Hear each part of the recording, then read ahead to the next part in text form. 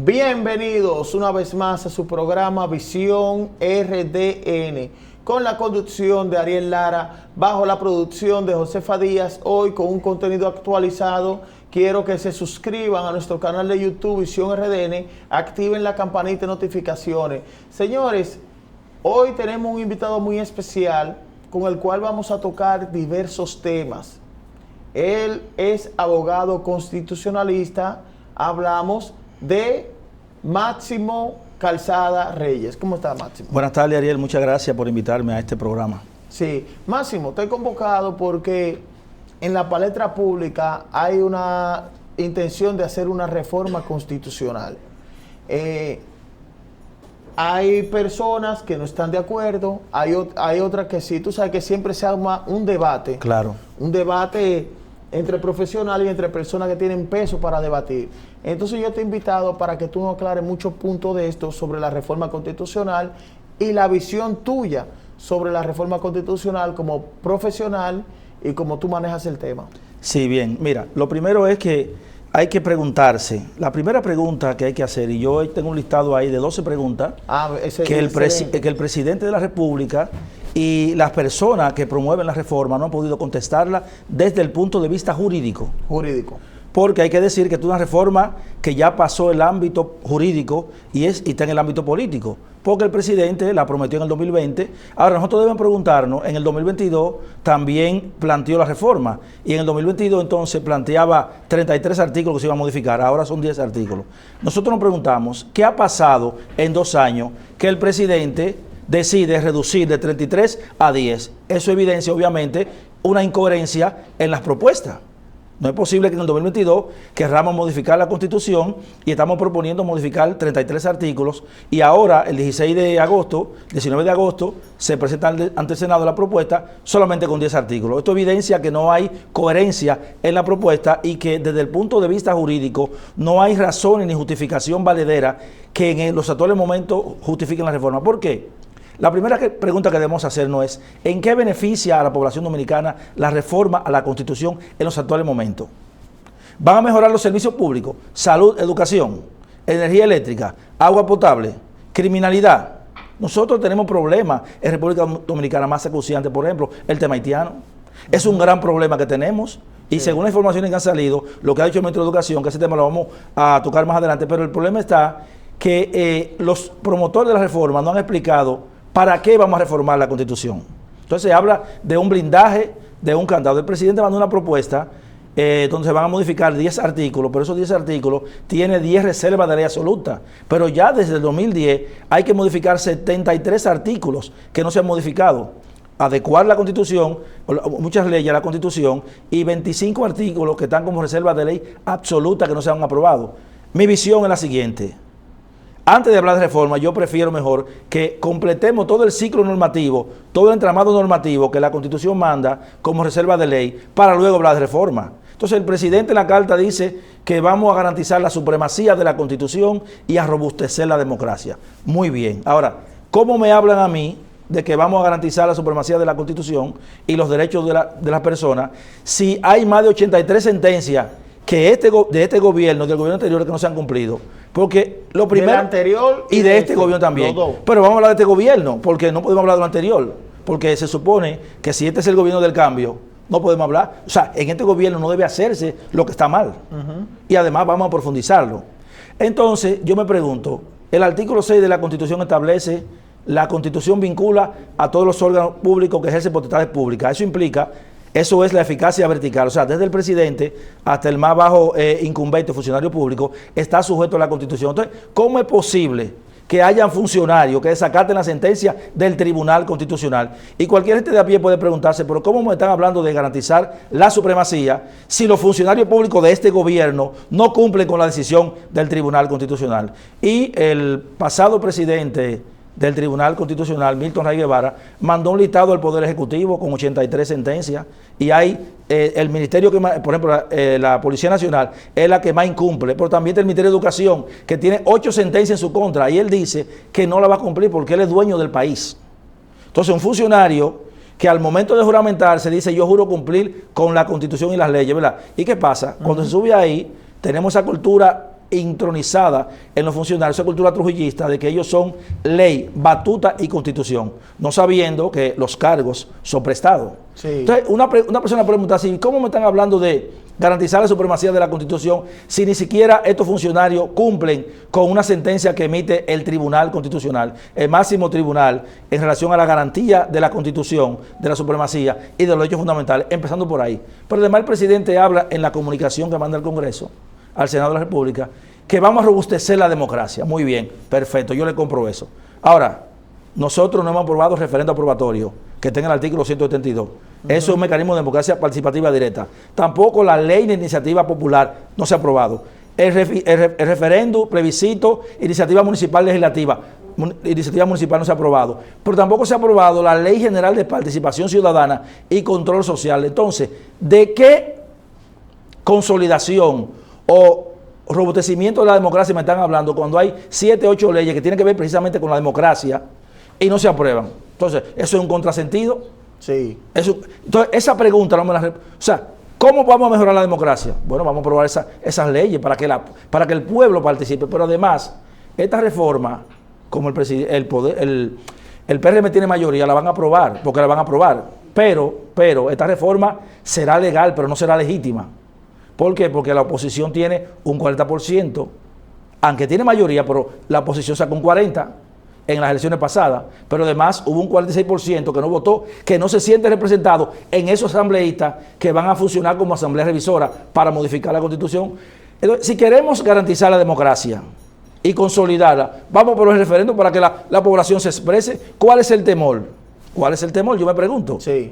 Entonces no me puede hablar, pero además, en adición a las 25 leyes que están como reserva de ley, hay 10 que se van a crear contra reforma, 10 más, y hay un transitorio donde se dice que en 4 años es obligatorio aprobar todas esas leyes. La pregunta mía es, ¿los 4 años no le dieron para aprobarla? Cuando todos sabemos que una ley se aprueba en 48 si quiere, porque el PRM tiene mayoría desde el 2020 en el Senado de la República, por ahí somete los proyectos inicialmente, el préstamo de Arodón se aprobó en 48 horas. O sea, son las preguntas que el presidente, y no dudamos de la buena intención del presidente, pero yo tengo mis bemoles con relación a lo que puede salir de esa reforma. Fíjate que Milagro Ortiz Bosch en el 2020 habló de qué. Ella habló que había que reducir la cantidad, el 50+1. Ella no está de acuerdo con eso. En las elecciones. Exacto, para ganar la selección en primera vuelta. Pero eso se hizo con un consenso cuando se hizo. Eso fue producto de la reforma de 1994. Sí. Pero que ahora ella está diciendo que ella es partidaria de que se reduzca ese monto.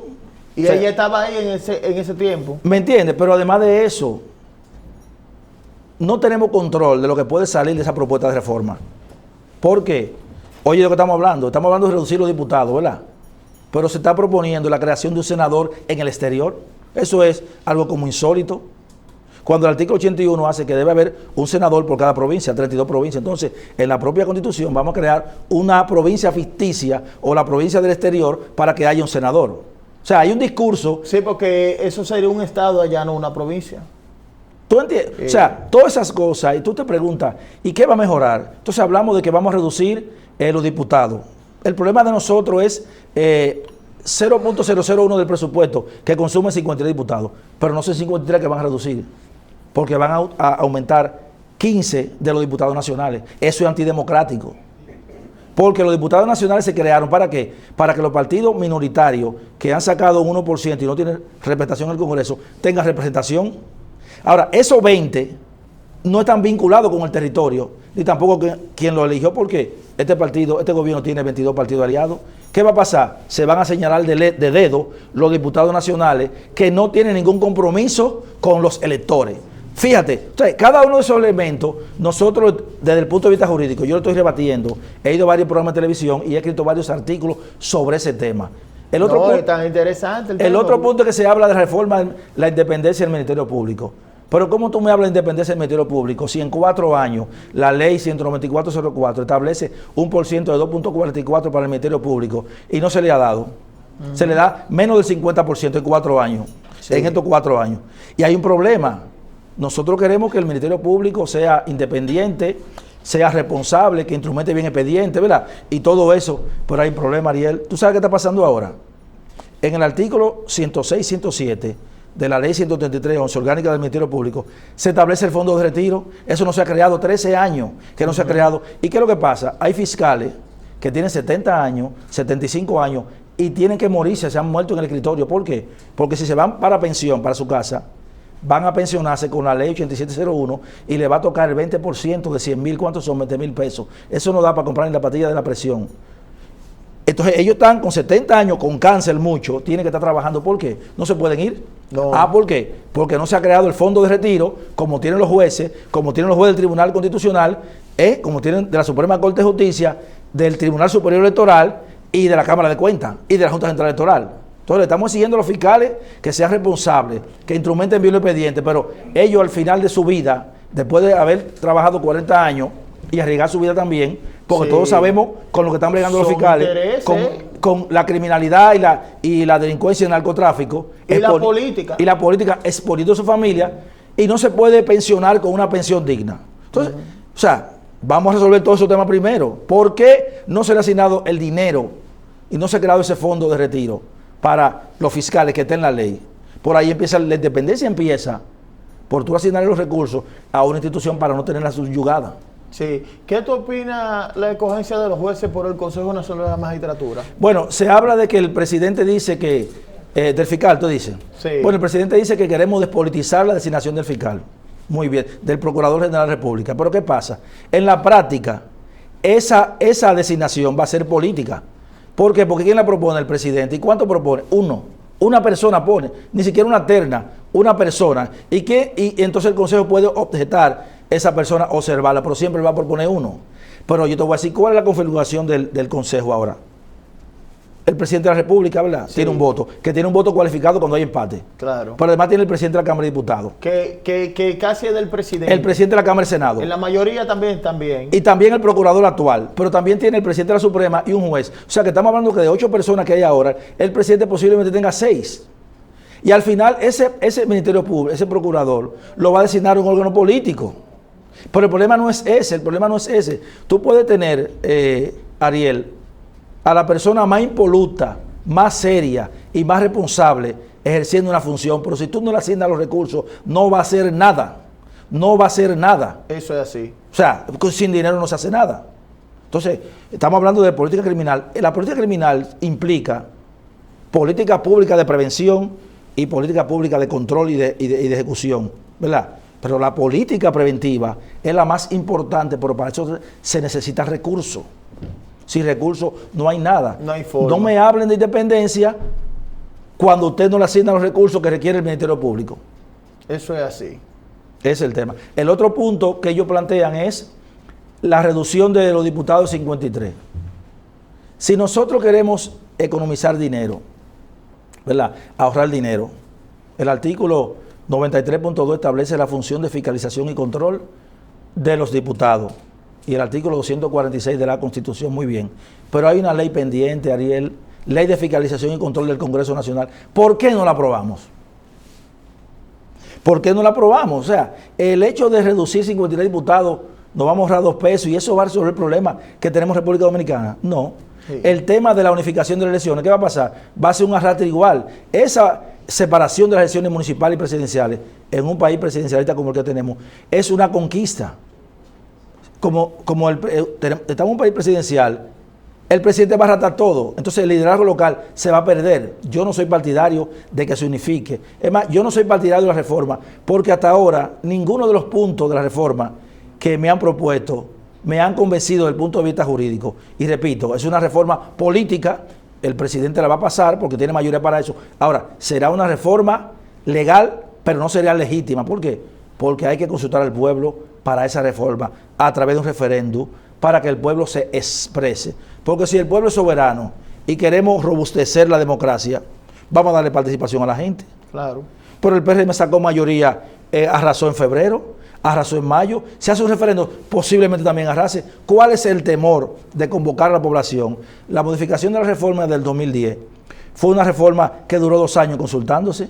Estos cambios que están proponiendo entrarán en vigencia en el 2032. Entonces, ¿cuál es la prisa?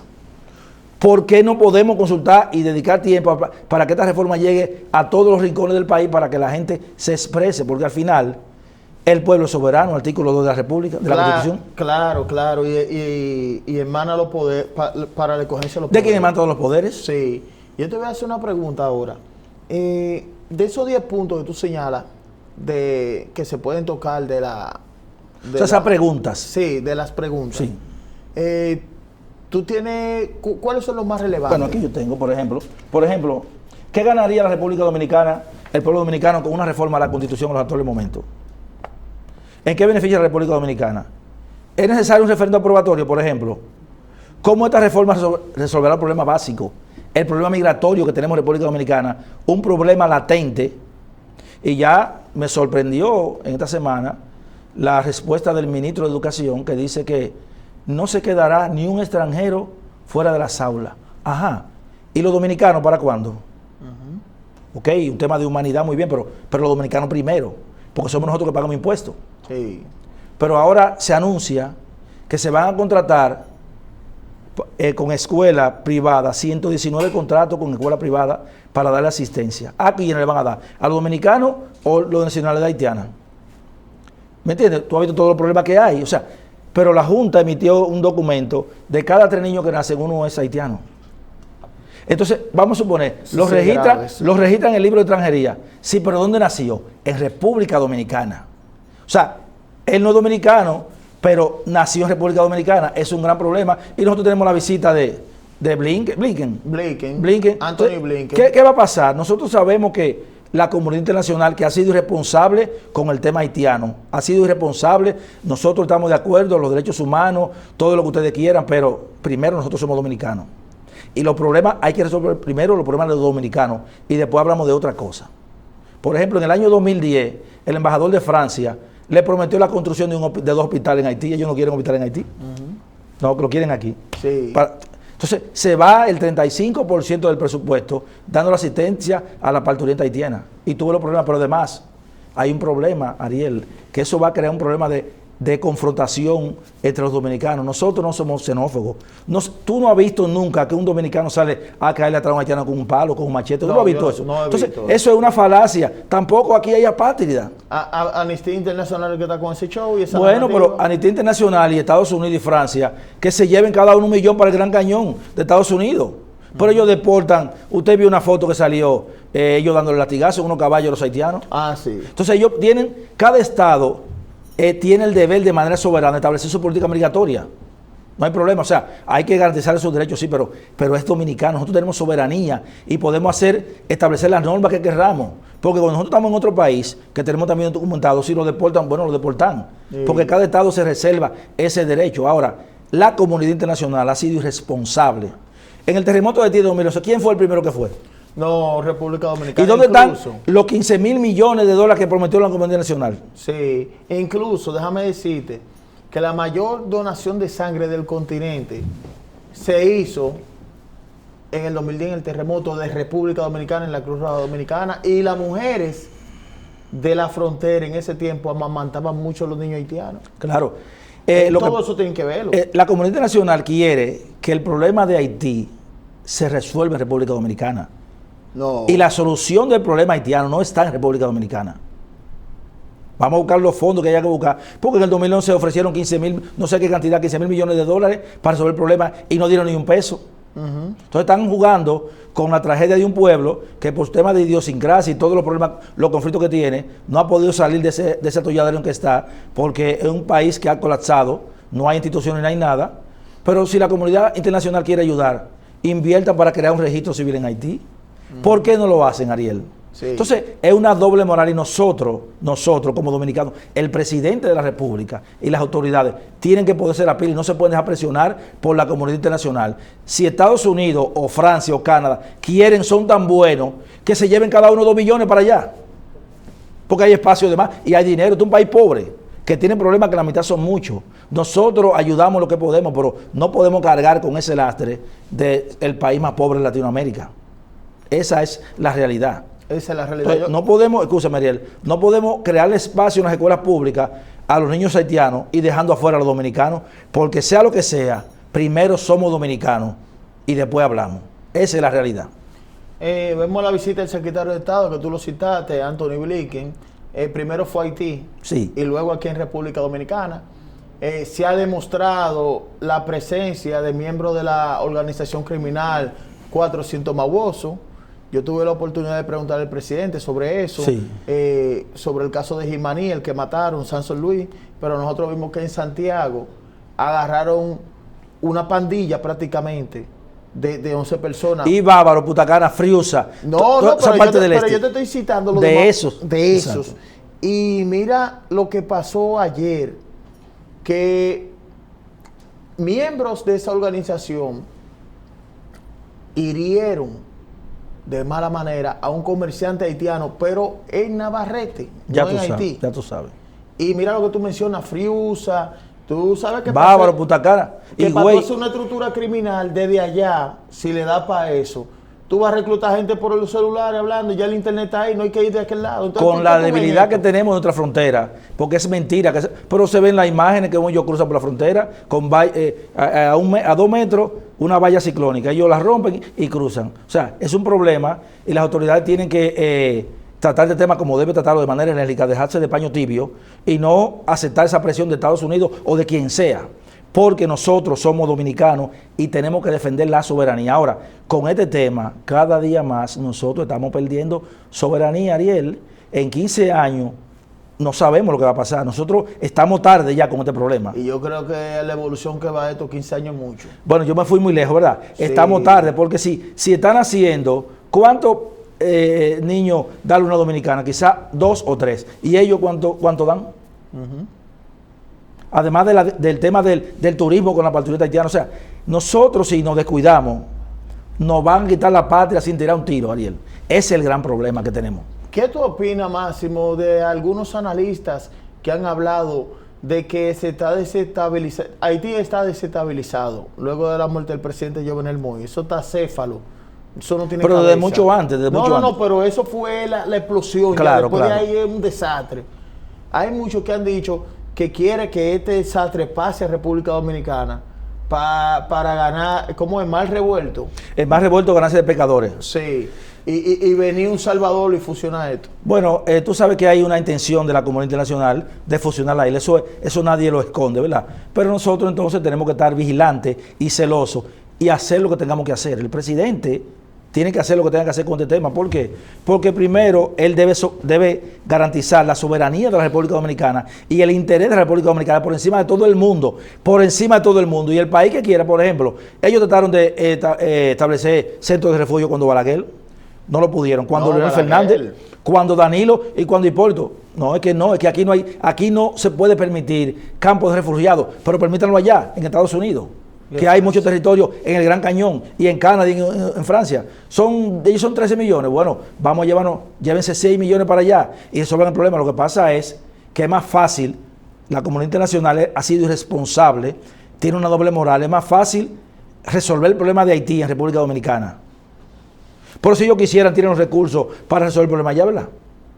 Ahora, tú ves esa banda que tienen más armas que cualquier ejército.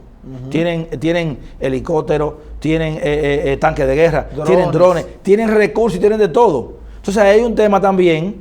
¿Y cómo se financian esa banda? Haití tiene tanto dinero para financiar esa banda. ¿Qué hay en Haití? ¿Hay petróleo en Haití? O sea, es un tema, una pregunta que yo me hago. ¿Cómo esas bandas son tan poderosas? ¿Cómo son tan poderosas? Evidentemente hay una inyección de dinero, de recursos y de todo. El tráfico de armas de Haití, eso es impresionante. El tema en la frontera, ¿cómo tú lo ves?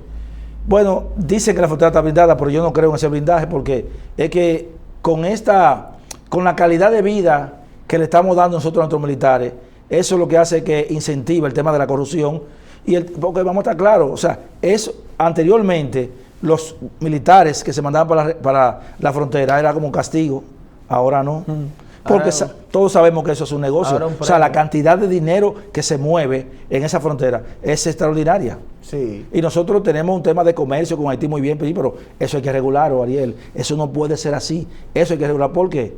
Porque cada día más estamos perdiendo un poquito de soberanía y un poquito de la patria. Y si no le ponemos un blindaje a ese tema, valga la redundancia, por el tema de la Constitución, nosotros vamos a lamentar y vamos a llorar como niños, no, que no supimos defender como hombres. ¿Esto se ve como una invasión pacífica o un intento de suplantación? Mira qué es lo que pasa, Ariel. Si tú te fijas en algunos acontecimientos, los haitianos están desafiando a las autoridades. Tú lo ves en el metro, desafiando a las autoridades. Pero si entonces hay una lesión, ellos matan a cada terrateniente y no pasa nada. Pero si nosotros maltratamos a haitianos, entonces somos xenófobos, somos abusadores, etc. Pero tú no has visto estos anuncios de los hospitales de Bávaro, que ellos son desafiantes que están. ¿Por qué? Porque ellos están adoctrinados con esas ONG dominicanas e internacionales sobre sus derechos. Y ellos a mí no me pueden hacer nada. ¿Me entiendes? En el metro, donde quiera tú veas a ellos desafiando autoridades. En estos días, una haitiana destrozó un hospital en Villa Altagracia y no pasa nada. O sea, ellos pueden hacer lo que quieran aquí. La pregunta es, ¿nosotros podemos hacer lo que queramos en Haití? Recientemente salió una noticia de un dominicano que se extravió y llegó a Haití y tuvo que pedir perdón y case. Sí. Porque en Haití el que está ilegal dura 2 meses de preso. Eso es increíble. Sin embargo, ellos pueden andar como quieran aquí, como chivos sin ley, y no pasa nada. Sí. Y ya va a llegar un momento, si no se le pone atención a este tema, que la población dominicana va a coger, eso va a ser un desastre, porque ellos están provocando. Donde quiera tú lo ves, que hay 2 o 3, pero tú te anunció el otro día, tirándole piedra a la Guardia de Migración, la calle de nosotros, oye, la calle de nosotros, dicen ellos. Pero ven acá, o sea, usted no puede desafiar a la autoridad. Si hay que someterlo y punto. No digo que lo maltrate, pero si hay que someterlo, hay que someterlo al orden. Porque claro, si yo no puedo subvertir el orden como ciudadano dominicano, tampoco ellos. Nadie aquí está por encima de la ley ni por encima de la Constitución. Entonces las autoridades tienen que tomar carta en ese asunto, sin maltrato, pero hay que poner el orden. Sí. Máximo, muchas gracias. Ariel, gracias a ti por la invitación. El tiempo es tirano en televisión, pero bueno, tratamos de resumir estos temas con el poco tiempo. Y te voy a estar invitando, ¿verdad? Te agradezco, muchas gracias por la oportunidad y te felicito porque realmente tú eres uno de los jóvenes comunicadores que usando esta nueva plataforma alternativa de redes sociales está calando. Y yo te felicito y te exhorto que siga así. No, gracias. Trabajando en esa línea, porque es sumamente importante el trabajo que tú y el equipo están desarrollando a nivel de la comunicación alternativa. Muchas gracias, Máximo, mi respeto. Señores, vamos a una pausa y regresamos con nuestro invitado final. Quédense en línea.